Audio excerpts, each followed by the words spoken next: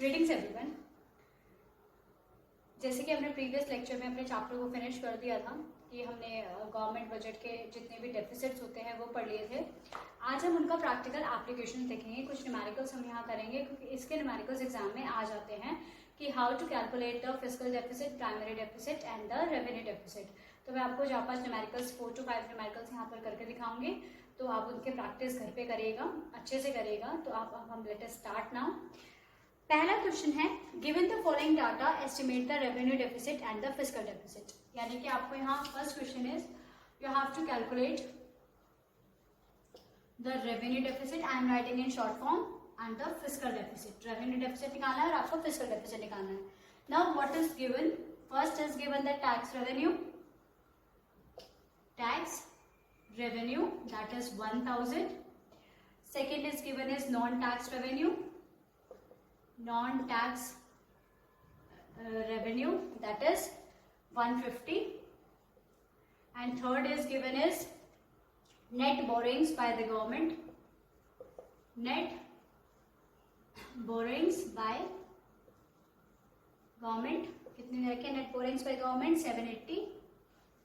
और net borings के बाद आता है disinvestment proceeds, disinvestment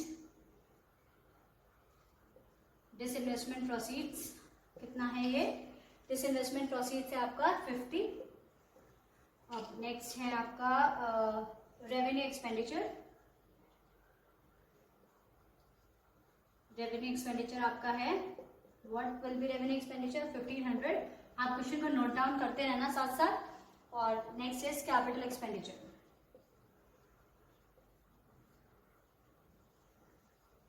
capital expenditure वो कितना है आपका 480। अब देखिए, ध्यान से देखिएगा, we have to calculate the revenue deficit and the fiscal deficit. First of all we will write the formula, revenue deficit is equals to revenue expenditure minus revenue receives. अब देखिए, रेवेन्यू एक्सपेंडिचर्स तो आपको direct दे रखा है 1500, तो कोई देखने की जरूरत ही नहीं है, 1500। अब रेवेन्यू रिसीव्स क्या होती है? रेवेन्यू रिसीव्स होती है tax and non tax receives होती है ये। तो इन दोनों को हम इनको क्या कर देंगे? These are the revenue receives. ये दोनों क्या है आपकी? रेवेन्यू रिसीव्स हैं। तो टैक्स और नॉन टैक्स कितने हो गए? 1000 प्लस 150, तो कितना आ गया ये? 1500 minus 1150। What will be the answer? 50, 4 minus 1 3।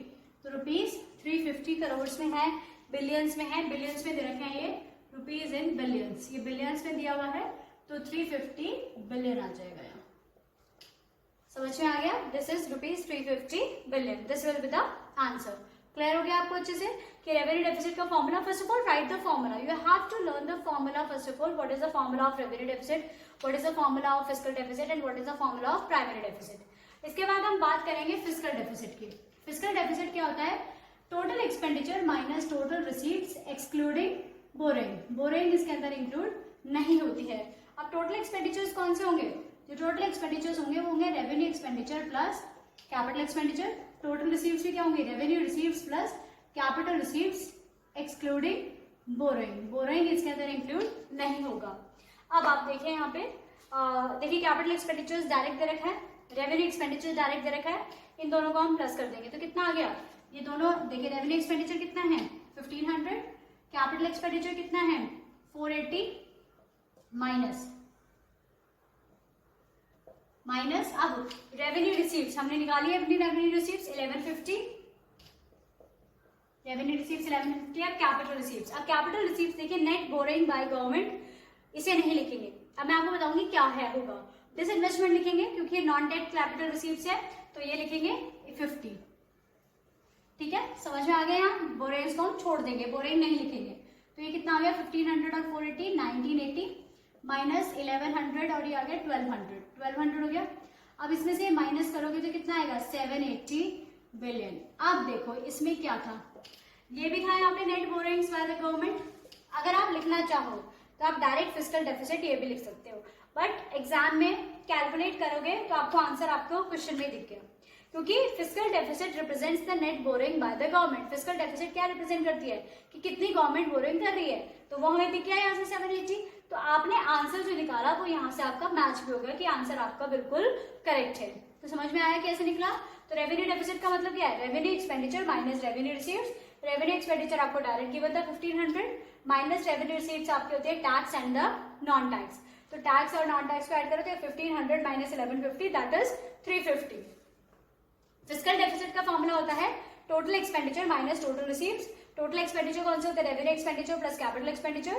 Total receives revenue receives plus capital receives. अब टोटल एक्सपेंडिचर्स जो थे वो हमारे रेवेन्यू एक्सपेंडिचर गिवन था 1500, कैपिटल एक्सपेंडिचर 480, रेवेन्यू रिसीव्स हमने निकाली थी अभी 1150। अब कैपिटल रिसीव्स में बोरिंग से आता है बट हम इसमें बोरिंग इंक्लूड नहीं करते तो हमने छोड़ दिया, सिर्फ हमने क्या लिया? डिसइन्वेस्टमेंट लिया 50 का।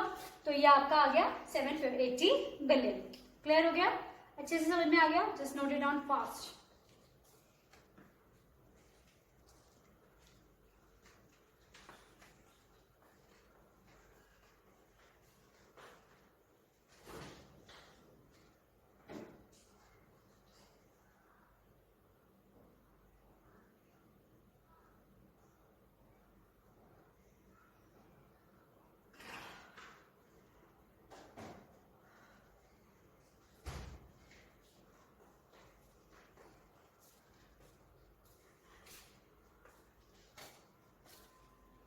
अब नेक्स्ट क्वेश्चन, मैं क्वेश्चन लिख रही हूँ यहाँ पे, आप वो कर लीजिए।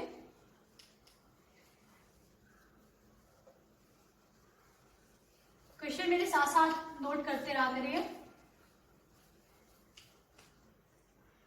You have to calculate, second question is calculate fiscal deficit. You have to calculate here only fiscal deficit.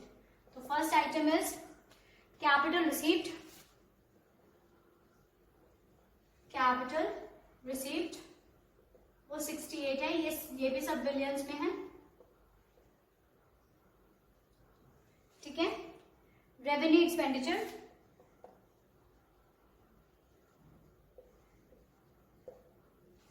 Revenue expenditure भी 160 है। Third, interest payment, interest payment आपका कितना है? 20 है। फोर्थ है आपका बोरोइंग,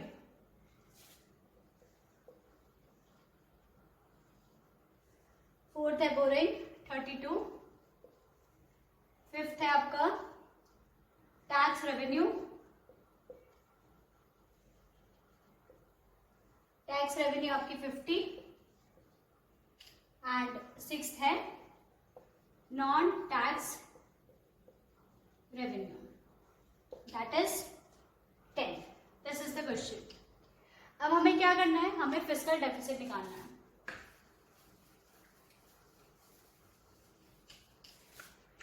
अब फिस्कल डेफिसिट का फॉर्मूला क्या होता है? Fiscal deficit is equal to total expenditure minus total receives excluding borrowing, ठीक है। ये इसका फॉर्मूला होता है। टोटल एक्सपेंडिचर्स क्या होते हैं? टोटल एक्सपेंडिचर्स होते हैं, लिख सकते हो आप, ये याद रखने के लिए, revenue expenditure plus capital expenditure. Total receives क्या होते हैं? Revenue receives plus capital receives excluding boring, boring include नहीं होगा। अब रेवेन्यू एक्सपेंडिचर दे रखा है आपको 160 डायरेक्ट है। कैपिटल एक्सपेंडिचर नहीं दे रखा, तो रेवेन्यू एक्सपेंडिचर ही है बस, कैपिटल एक्सपेंडिचर आपका नहीं है। इसमें क्या निकालना था हमें? फिस्कल डेफिसिट निकालना था। वैसे आपको गिवन है यहाँ पर, क्या गिवन है यहाँ पर? आपको गिवन है कैपिटल एक्सपेंडिचर। जब क्वेश्चन में नहीं गिवन है तो हम नहीं निकाल सकते हैं, इसको ध्यान रखना है इस चीज को, क्योंकि टोटल एक्सपेंडिचर के लिए कैपिटल एक्सपेंडिचर जरूरी है। बट यहाँ पर क्या गिवन है हमें? बोरोइंग, तो that will be the answer. ये क्या होगा हमारा?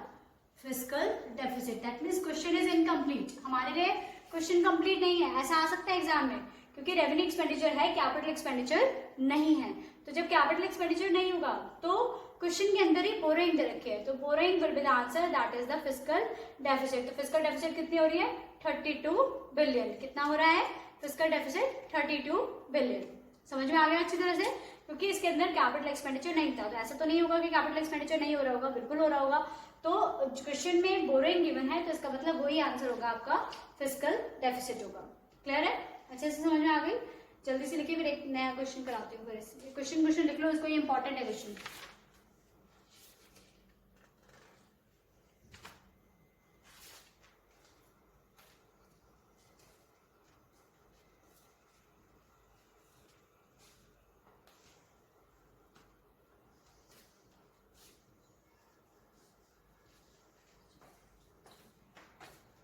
देखिए अब हम नेक्स्ट क्वेश्चन में आते हैं।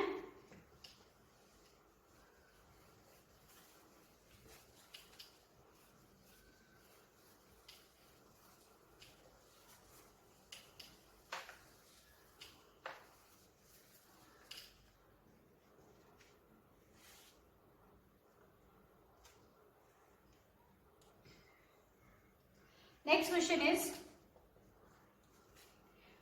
you have to calculate from the given data। ध्यान से लिखो क्या लिखना है, calculate revenue receipts।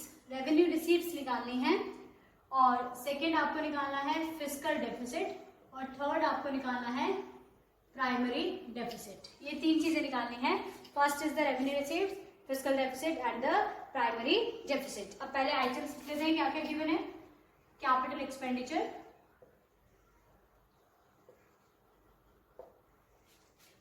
ये करोड़ में है, 1,35,000। ये सब अमाउंट रुपीज इन करोड़, ठीक है। Revenue expenditure,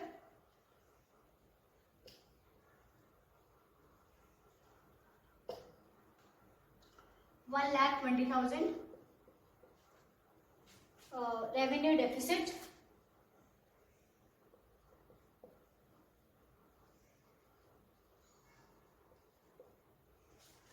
$1,12,000। Non debt creating capital receives. अब डेट क्रिएटिंग होती तो क्या होती, बोरोइंग्स होती। नॉन डेट क्रिएटिंग है तो कौन सी होंगी, या तो होगा रिकवरी ऑफ लोन या फिर डिसइन्वेस्टमेंट। तो non debt creating capital receives, interest payment,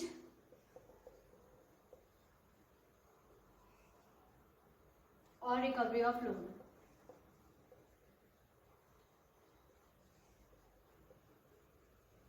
ठीक है, तो ये आपका है non debt creating capital receive से 1,25,000, ये है 17,000, और ये है 40,000। Now this is the question. अब हमें क्या करना है, अब हमें निकालना है, क्या निकालना है हमें निकालना है पहले रेवेन्यू रिसीव्स। अब पहले रेवेन्यू रिसीव्स निकालने से पहले first revenue deficit is equals to revenue expenditure minus revenue receives. ये फॉर्मूला होता है। अब आपको ये दोनों चीजें दे रखे हैं, रेवेन्यू डेफिसिट भी है और रेवेन्यू एक्सपेंडिचर भी है, दोनों दे रखा है। तो आप फॉर्मूले में डाल दो बस सीधा सीधा। 1,12,000 is equals to 1,20,000 minus revenue receives, ऐसे होगा। ठीक है, अब ये रेवेन्यू रिसीव्स इधर आ जाएगा। Revenue receives is equals to 1,20,000 minus 1,12,000। तो what will be the answer, ₹8,000 crore. 8,000 crore की रेवेन्यू रिसीव थी। समझ में आ गया, अच्छे से क्लियर हो गया। अब हम बात करते हैं नेक्स्ट की, क्या निकालना है हमें, फिस्कल डेफिसिट। अब फिस्कल डेफिसिट दूसरा पार्ट क्या है, फिस्कल डेफिसिट है। अब फिस्कल डेफिसिट का फॉर्मूला क्या होता है, दूसरी चीज है फिस्कल डेफिसिट। इसका फॉर्मूला होता है total expenditure minus total receives excluding borrowing. Borrowing को एक्सक्लूड किया जाता है। अब टोटल एक्सपेंडिचर क्या होते हैं, revenue expenditure plus capital expenditure, total receives revenue receives plus capital receives excluding borrowing. Borrowing को इंक्लूड नहीं किया जाता है। अब रेवेन्यू एक्सपेंडिचर्स कितने हैं, 1,20,000 प्लस कैपिटल एक्सपेंडिचर कितने हैं, कैपिटल एक्सपेंडिचर भी डायरेक्ट दे रखे हैं 1,35,000 माइनस रेवेन्यू रिसीव्स, अभी हमने निकाली है रेवेन्यू रिसीव्स 8,000 और कैपिटल रिसीव्स। अब कैपिटल रिसीव्स में डेट क्रिएटिंग और नॉन डेट क्रिएटिंग दोनों आते हैं, बट हमें डेट क्रिएटिंग को हटाना है। तो कैपिटल रिसीव्स में नॉन डेट क्रिएटिंग है, ठीक है, और इंटरेस्ट पेमेंट है। अब इंटरेस्ट पेमेंट भी एक मिनट, हाँ देखिए, अब इसमें एक चीज का ध्यान रखिएगा, बहुत इंपॉर्टेंट चीज है। यहाँ पे इंटरेस्ट पेमेंट दे रखी है इंटरेस्ट पेमेंट, और यहाँ पे non debt creating capital receives भी दे रखा है, ठीक है। अब और यहाँ रिकवरी ऑफ लोन भी दे रखा है। तो जब हमने ये इंक्लूड कर लिया तो हमें इसको इंक्लूड करने की जरूरत नहीं है, ये कंफ्यूज करने के लिए दे रखा है। जब हमने इंटरेस्ट पेमेंट यानी कि कैपिटल एक्सपेंडिचर्स रेवेन्यू एक्सपेंडिचर्स को इंक्लूड कर लिया तो हमें इसको इंक्लूड करने की जरूरत नहीं है। तो ये सिर्फ एक कंफ्यूजन क्रिएट करने के लिए, अगर आपको डायरेक्ट रेवेन्यू एक्सपेंडिचर गिवन है तो आपको इंटरेस्ट पेमेंट लेने की जरूरत नहीं है। अगर रेवेन्यू कैपिटल रिसीव्स डायरेक्ट नहीं गिवन है, नॉन डेट है, तो नॉन डेट का मतलब क्या होता है, recovery of loan and disinvestment दोनों चीजें होती हैं, तो हमें रिकवरी ऑफ लोन को अलग से लेने की जरूरत नहीं है, क्योंकि जो non debt creating capital receives होती है वो कौन सी होती है, recovery of loan and the disinvestment, वो दो चीजें होती है, recovery of loan and disinvestment. तो क्या समझ में आ गया अच्छी तरीके से? तो आपकी जो कैपिटल रिसीव्स होगी वो ये होगी 1,25,000। समझ में आ गया ना? अब हम क्या करेंगे इसको, 1,20,000 और 1,35,000, 2,55,000 माइनस 1,33,000, तो ये कितना आ गया, 1,00,532,532,1। तो 1,22,000 करोड़ आपकी कितनी आ गई, फिस्कल डेफिसिट आ गई, 1,22,000 करोड़। क्लियर हुआ? Now the next is the third one, हमें क्या पूछा गया है, प्राइमरी डेफिसिट, जिसका फॉर्मूला क्या होता है, fiscal deficit minus interest payment. अब यहाँ काम आएगा इंटरेस्ट पेमेंट।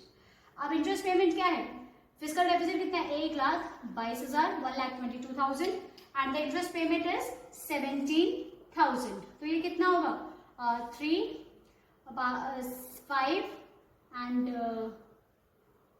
0,105,000, तो this is the primary deficit. Got it?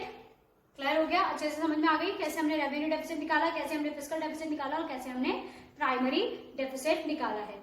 Clear हो गया? एक क्वेश्चन और इस तरीके का कराऊंगी, लास्ट क्वेश्चन है, फिर हम आप करना है इसको क्वेश्चन, एक्सरसाइज में भी काफी क्वेश्चंस गिवन है, you can do it and I will provide you the assignment, मैं आपको असाइनमेंट भी दूंगी।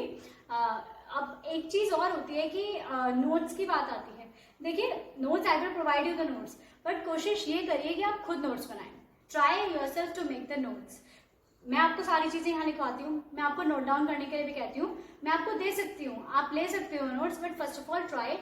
आप मुझे पीडीएफ भेज सकते हैं, I will check your notes, मैं आपके नोट्स को चेक करूंगी, you can send me your PDF कि मैम मैंने ये नोट्स बनाए हैं, यू कैन चेक मी, तो मैं उस नोट्स को चेक करूंगी, but first of all send me the notes, I will provide you the notes. मैं सभी चीजों के नोट्स प्रोवाइड करूंगी तुम्हें, बट कोशिश ये करो कि पहले आप उसे खुद बनाए, खुद बनाने की कोशिश करें। ओके यस, अभी से करिए, नेक्स्ट क्वेश्चन कराती हूँ, पहले से कॉपी कीजिए।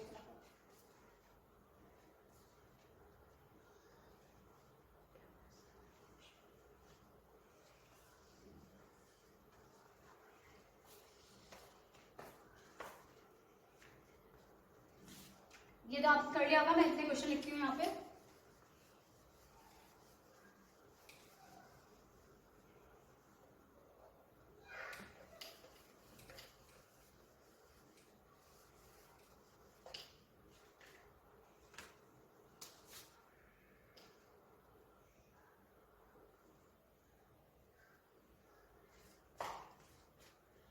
Next question is question number 4 कर रही हूँ मैं यहाँ पे, इसमें भी वही तीनों चीजें निकालनी है, calculate revenue deficit, fiscal deficit और third primary deficit.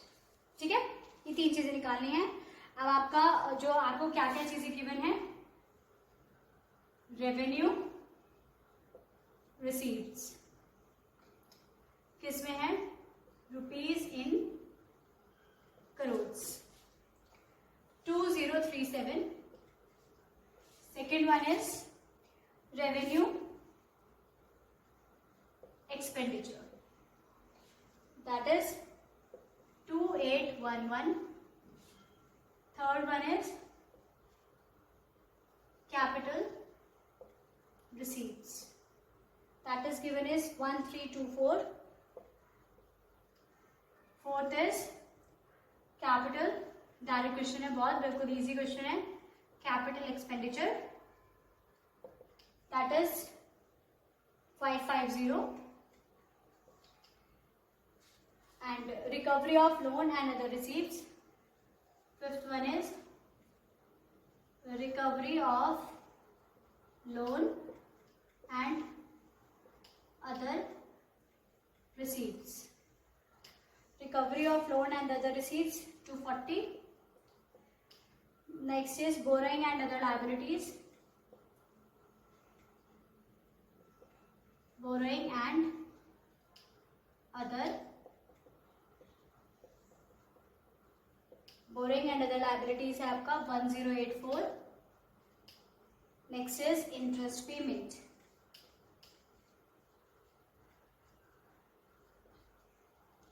Interest payment is 1020.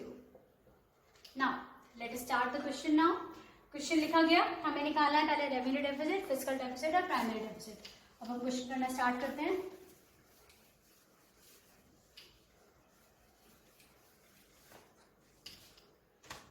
सबसे पहले हमारा क्या है, रेवेन्यू डेफिसिट है. तो रेवेन्यू डेफिसिट का फॉर्मूला क्या होता है, revenue deficit is equals to fiscal deficit, sorry revenue deficit is equals to revenue expenditure minus revenue receives. तो रेवेन्यू एक्सपेंडिचर्स अब डायरेक्ट गिवन है, revenue expenditure is 2811 minus 2037. This is revenue expenditure and this is revenue receipts.